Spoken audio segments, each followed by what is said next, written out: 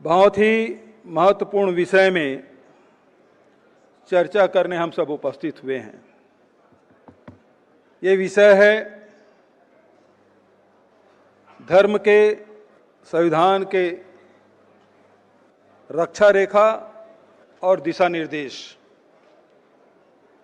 आज दोनों विषय पर ही पूरे देश की राजनीति, उसी के आसपास देश की राजनीति उमड़ घुमड़ रही है।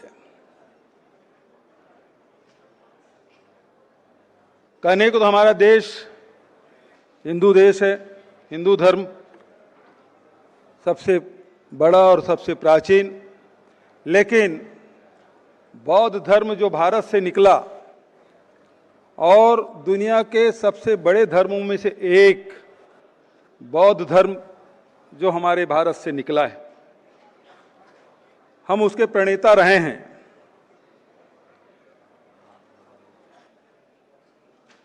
आदरणीय साथियों, इस देश में अनेक धर्म हुए और भारतीय समाज पर उनका व्यापक असर रहा है।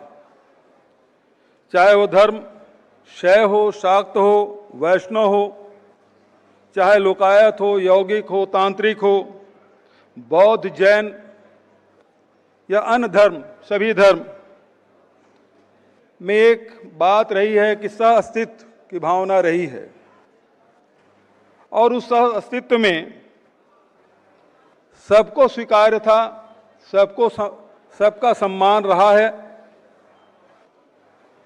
और धर्म के जो गार्ड रेल है, रक्षा रेखा और दिशा निर्देश ही मानवता का रहा है। और ये गार्ड रेल है क्या? बंधुत्व है, समानता है और सत्य है। ये धर्म के गार्ड रेल हैं। और जब यहाँ ईसाई धर्म आया, जब यहाँ मुस्लिम धर्म आया, तो कमोबेश भारतीय धर्मों के अनुरूप ही ढल गया। यह तब हुआ जब हमारे पास संविधान नहीं था। ये सारे धर्म में समन्वय देश के आजादी के पहले, जब संविधान नहीं था, तब हो चुका था। भारत लंबे समय तक, भारत में मुगलों का राज रहा, अंग्रेजों की गुलामी भी हमने देखी। आज दुष्प्रचार चाहे जो भी हो, सच यह है कि भारतीय धर्मों की रक्षा सीमाएं और दिशा निर्देश अक्षुण्ण बने रहे। और इसलिए जब हमारा संविधान रचा गया, तो संविधान निर्माताओं के सामने जो आदर्श थे, वो इन्हीं भारतीय धर्मों के आदर्श थे। यही वजह है कि हमारे संविधान के मूल्य न्याय, बंधुत्व, समानता और स्वतंत्रता है। हमारे संविधान के सभी दिशा निर्देश का आधार ही यही है, चाहे वह संविधान का अनुच्छेद 25 हो, 28 हो या फिर अनुच्छेद 14 हो। भारत को हमारे संविधान निर्माताओं ने धर्मनिरपेक्ष राज्य कहा। इस धर्मनिरपेक्षता में संविधान राज्य को तब तक हस्तक्षेप की अनुमति नहीं देता जब तक मामला मानवाधिकारों या सामाजिक न्याय के खिलाफ न हो। हमारा संविधान राज्य को तभी हस्तक्षेप की अनुमति देता है जब किसी धर्म विशेष के रीति रिवाज संविधान के सिद्धांतों के खिलाफ न जाता हो। इसमें सती प्रथा, इसमें बाल विवाह के उदाहरण दिए जा सकते हैं। सबरीमला के मंदिर में महिलाओं के प्रवेश के मामले में न्यायालय ने इसलिए हस्तक्षेप किया क्योंकि वे हमारे धर्मों और संविधान के मूल भावना के विपरीत जाते दिखाई दिया। हमारे संविधान निर्माताओं ने बहुत सावधानी के साथ धार्मिक स्वतंत्रता को नागरिकता के सवाल से अलग रखा। कोई व्यक्ति चाहे किसी धर्म के अनुयायी क्यों न हो, वह भारत का सर्वाधिकार संपन्न नागरिक होने के अधिकार से वंचित नहीं किया जा सकता। लेकिन पिछले कुछ वर्षों से धर्मनिरपेक्षता को नए सिरे से परिभाषित करने या खत्म करने की कोशिश शुरू हुई है। आरएसएस यदि इस संविधान के खिलाफ था तो इसकी मूल वजह भी यही धर्मनिरपेक्षता थी। आज आरएसएस की राजनीतिक शाखा भारतीय जनता पार्टी एक राजनीतिक दल के रूप में केंद्र और कई राज्यों में सत्तारूढ़ है और इसी वजह से हमारे संविधान के रक्षक रेखाओं के दिशा निर्देशों को बार बार चुनौती दी जा रही है। चाहे वो सीए के रूप में कुछ करने के प्रयास केंद्र की मोदी सरकार ने किया,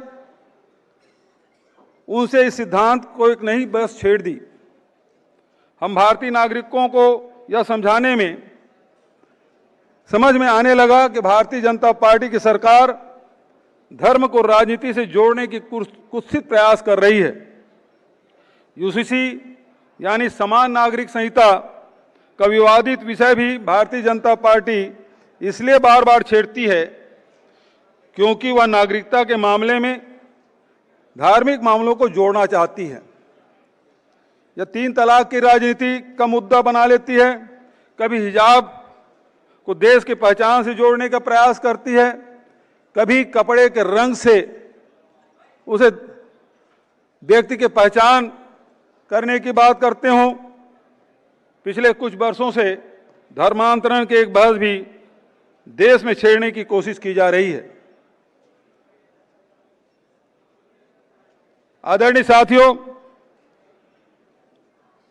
आज धर्मांतरण का विषय अलग अलग राज्यों में उठाए जा रहे हैं, लेकिन भारत सरकार के ओर से कोई कानून आज तक के नहीं बना।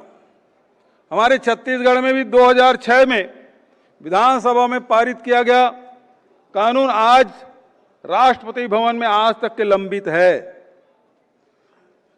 इनको ये सुविधाजनक है कि ये मामले में कोई नियम न बने, कोई कानून न बने और उसके बहाने राजनीति करते रहें।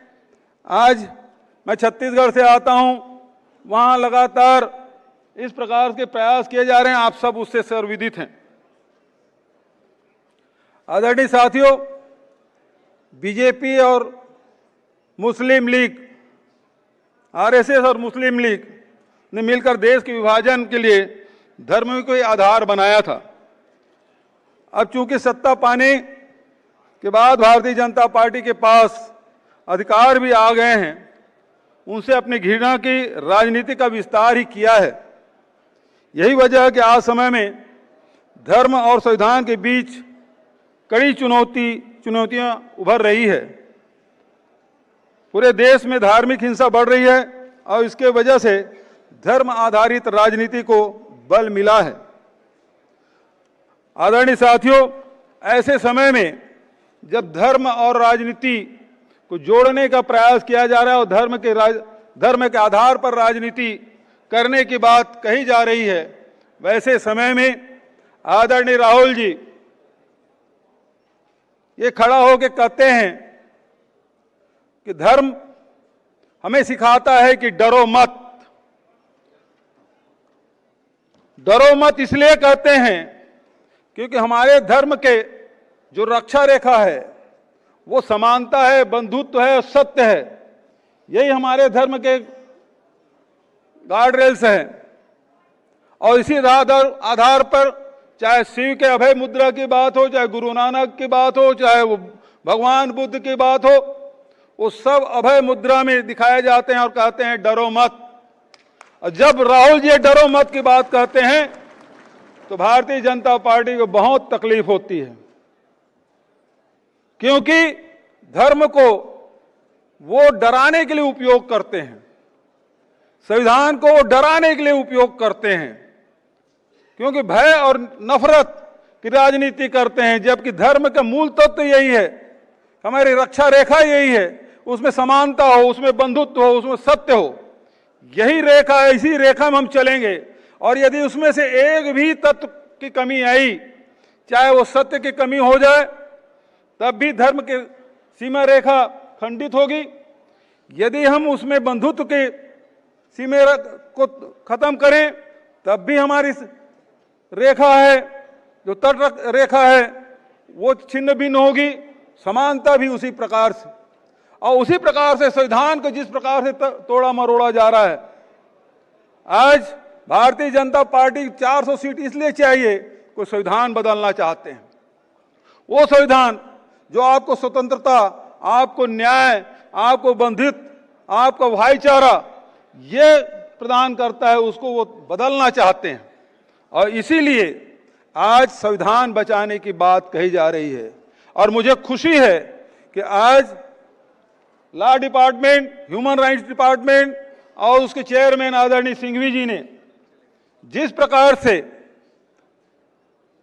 एक विज्ञान भवन में आप सबको आमंत्रित किया, उसके लिए एक महीनों पहले से उन्होंने तैयारी की, और जिस प्रकार से आपकी उपस्थिति है, ये दर्शाता है कि हमें इन सीमा रेखाओं को जानना है, हमें गार्ड रेल को जानना है, हमें गाइडलाइन को जानना है। और ये दोनों हमको कहीं अलग नहीं करते, दोनों हमें अभय प्रदान करते हैं, दोनों हमको सुरक्षा प्रदान करती है। और ये संविधान हमें डराने के नहीं, आज जिस प्रकार से तोड़ मरोड़ कर कांग्रेस के या विपक्ष के नेताओं को डराने की कोशिश की जा रही है, लेकिन हम उस बता देना चाहते हैं, ये संविधान हमें रक्षा प्रदान करती है।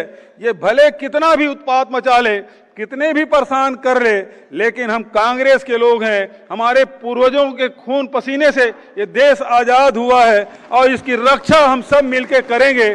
उस समय भी हमारे नेताओं ने जेल की यातनाएं सही, और आज भी जिस प्रकार से सोनिया जी को, राहुल जी को, प्रियंका जी को, तमाम हमारे प्रदेश के नेताओं को प्रताड़ित करने की कोशिश कर रहे हैं, लेकिन हम डरने वाले नहीं हैं, झुकने वाले नहीं हैं, दबने वाले नहीं हैं, और डट कर मुकाबला करेंगे। और इसका मुकाबला करते हुए संविधान की रक्षा करेंगे, और देश की एकता और अखंडता के लिए हमको हर कुर्बानी देने के लिए तैयार रहना है। इन्हीं शब्दों के साथ आपने मेरी बात ध्यान से सुनी, इसके लिए मैं आप सबको धन्यवाद देता हूं, और आदरणीय सिंघवी जी और पूरी टीम को मैं बधाई देता हूं कि आपने बहुत बढ़िया विषय पे बोलने का अवसर मुझे दिया।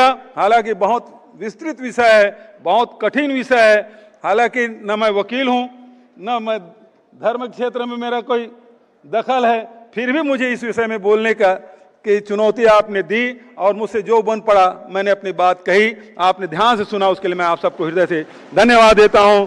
धन्यवाद। जय बापू, जय संविधान, जय भीम।